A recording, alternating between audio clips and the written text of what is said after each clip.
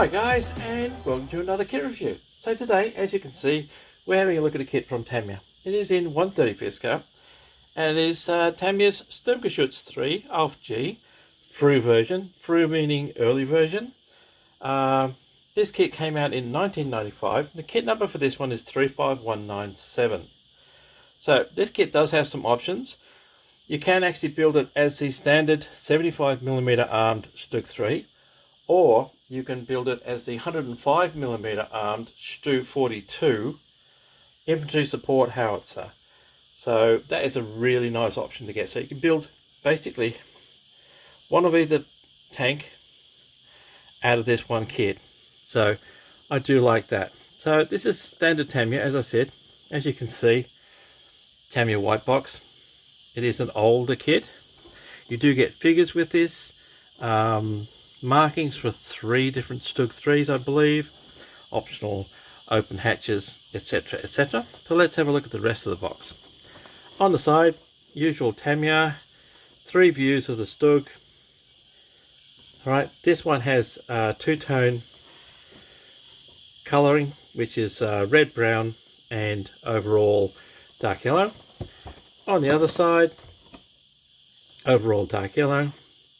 These are the 2 crew figures you get, and yes, you do get the dog with them as well. So it's your option whether you want to use these or not. So let's have a look and see what's inside. This kit cost me $35 including postage. The normal retail price, if you can see this one in Australia or the Finnish version, is around $45 to $50. So I thought that was not a bad bargain. Instructions, of course, separate painting and marking guide, vinyl tracks. This particular bag has your wheels in it, plus your string for the tow cables, some polycaps for the drive wheels. This one here has your crew in it, plus the Schurzen. The Schurzen is also an option. You can leave it off completely. Decal sheet, bottom of the Stug, and as you can see, it's not a very big tank. And of course, top and fittings for the top as well. And that's all there is in the box. So in a second, we'll have a look at the instructions and the decal sheet.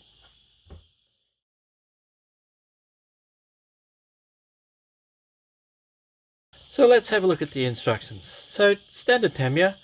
On the front, you'll see a brief history of the Stug 3, STuH 42 in English, German, French and Japanese. Overleaf, you've got your usual warnings, precautions, colour call-outs, all Tamiya colours of course. Then you've got your suspension arms going on, your back axle, your return rollers and the front hub. This is the back exhaust air vent. You can get a grill set for this. Aftermarket, the Tamiya does make one for this. Something I haven't got, but I'll keep an eye out for. Then you assemble your drive sprocket, return, road wheels and idler wheel. And the wheels go on, fairly straightforward. This part here, the upper hull, this part, B48, is literally just a jig. Place it against the back of the superstructure, mark it with a pencil exactly where the air vent goes, the radial aerials, etc. And then you can just put that one aside. Engine covers, front transmission covers going over. There's no interior on this kit, so you might as well close it up. Same again, side vents for the engine, gun mantlet going together. This is where you make the choice between the standard 75mm and the 105. There were made something like over 10,000 Stug 3s were made, and around 1,300 STuH 42s.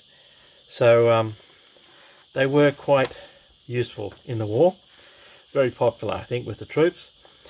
This is where you mount the whole thing into the top.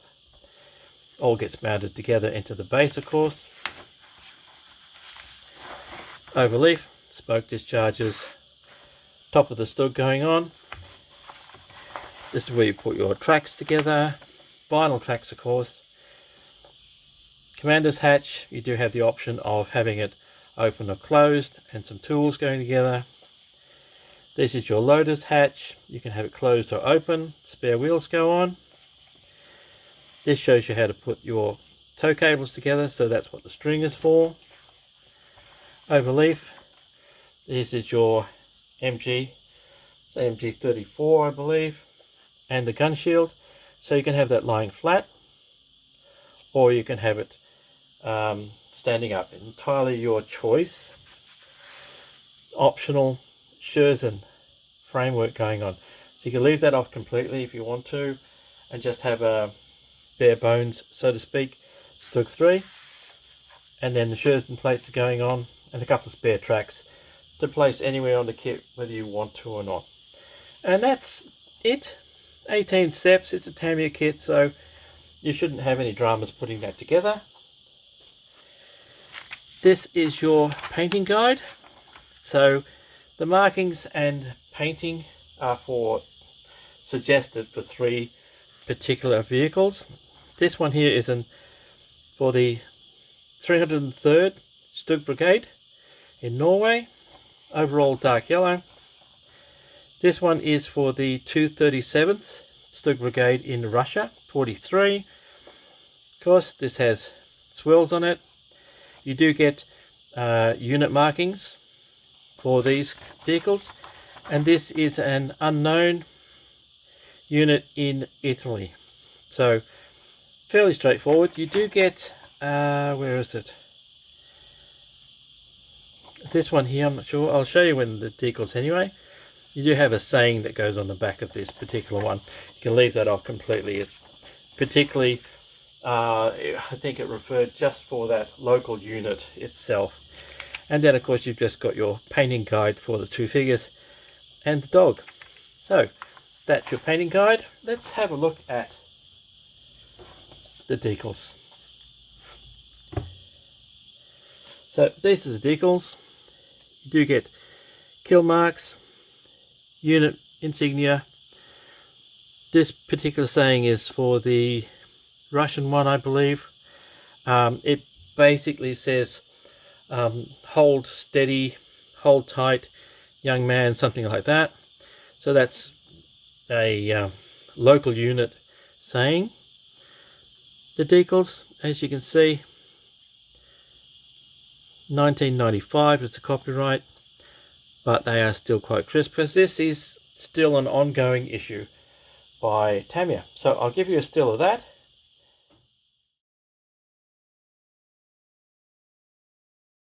So let's have a look at the sprues, and we'll start off with the tracks.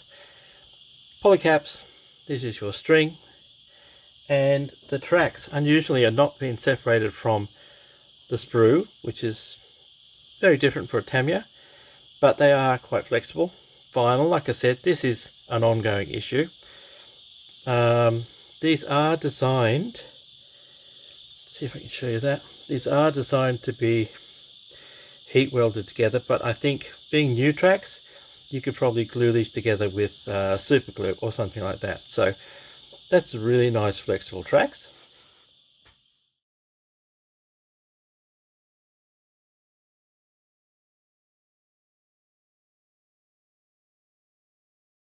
Next up, we'll have a look at the actual hull. So it does have some really nice detail. Not sure, I'll see if I can get it close to focus. There we are. So there's a bit of bolt detail in there. There's a really nice detail on the bottom, which is unusual for a lot of tanks. And as you can see, this is a later Tamiya because it doesn't have holes for switches or settings for batteries, etc. inside. So that's quite nicely crisp. Let's see if we can turn that around, get that in focus. There is your copyright. 1995. So I do like that. Nice box hull.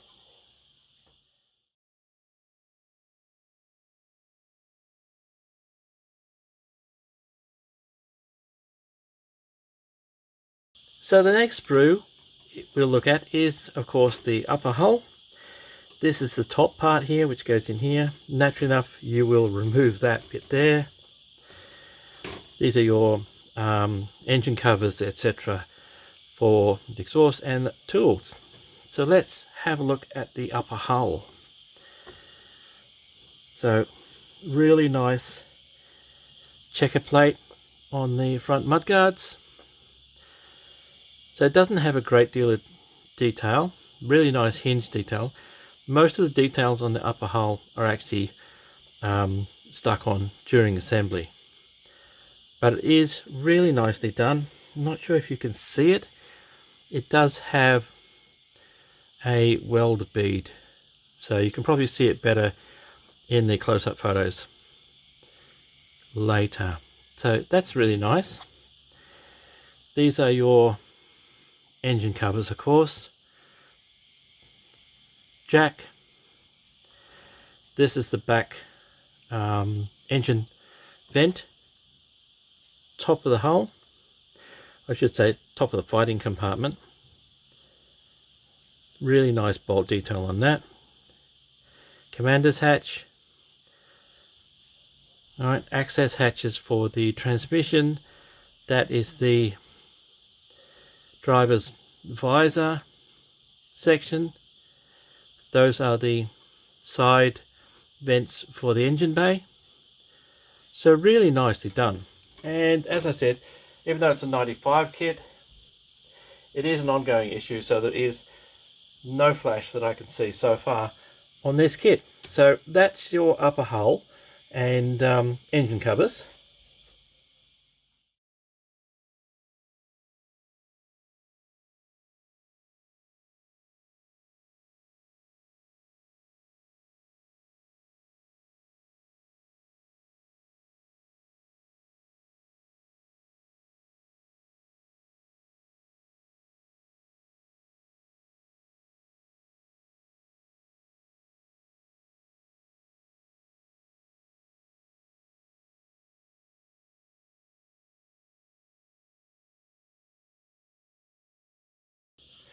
So the next sprues are these two. They are duplicated. They are, as you can see, the wheels. There are only 5 sprues in this kit, and of course the hull tub. So let's have a look at this one. So really nice bolt detail around the rim of the drive sprocket and also the hub of the idle wheel. Those are your cable ends for tow cables. There are your suspension arms, of course. Road wheels with some nice bolt detail, very crisp. Not much cleanup along the mold line for these. Spare tracks. These are your return rollers. So Stug 3's had 3, Stug 4's had 4, because of the hulls that they were actually built on. So that's really nice. I do like that. Should be quite an easy kit, being a Tamiya, to put together.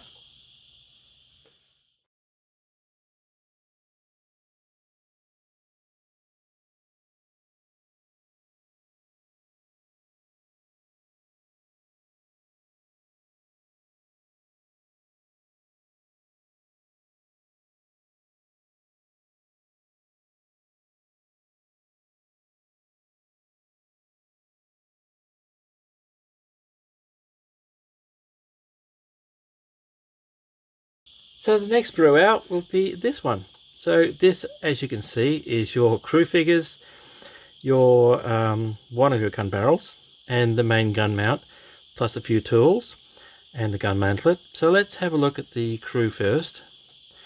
This is your commander figure. He's actually got a smile on his face. That is your dog figure. It does have a separate head, okay? That is your other crew figure. He's also happy and smiling. The detail on the uniforms is really quite nice and crisp. I do like that. Let's have a look at him. Yep, both of these guys have been awarded the Iron Cross. So they are a successful Stug crew. Of course, there is a cleanup along the mold lines for the figures, but that's normal for any figure. That is your front of the gun mantlet with some really nice bolt detail on there. Gun mount, tools, really nicely sharp. This one here, this is your 75mm barrel. So the other 105mm barrel is on another sprue. So that is your figures and your gun mount.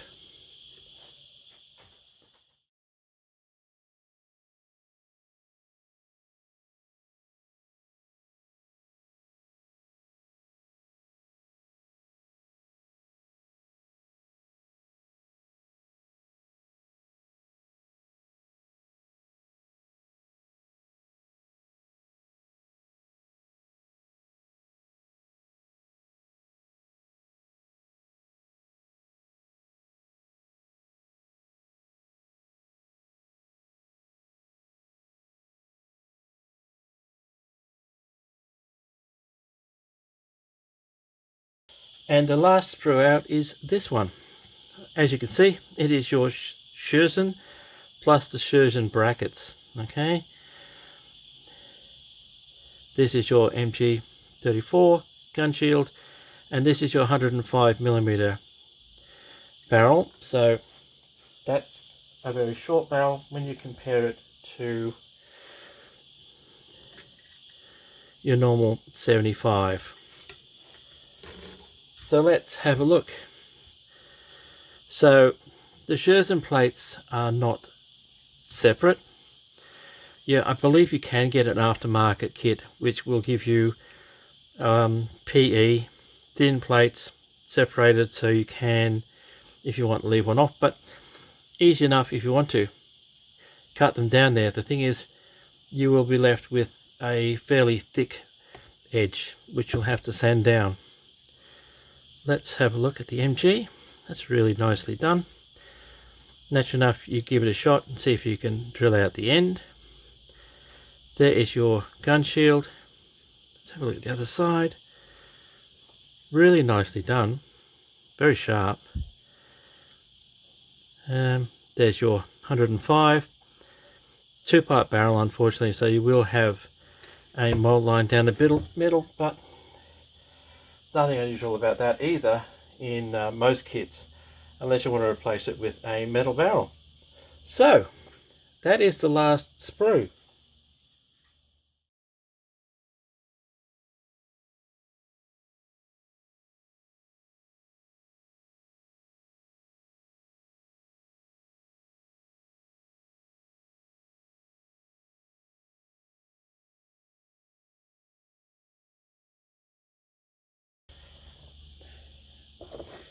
That is Tamiya's Stug 3 Ausf G, kit number 35197. So this particular kit came out in 1995. It has been revamped with new parts about 3 times since then. The latest one came out in 2011. So all of these kits are still available, apart from maybe the professionally built one, which I've never seen. So that might be something to keep an eye out if you can pick one up cheap. You never know. Pre-built, very different. Anyway guys, that brings us to the end of this review. Hope you've got something from it. Thank you for your likes, your comments and subscriptions. They are always welcome. And as usual, until next time, take it easy. Please stay safe, and I will see you later.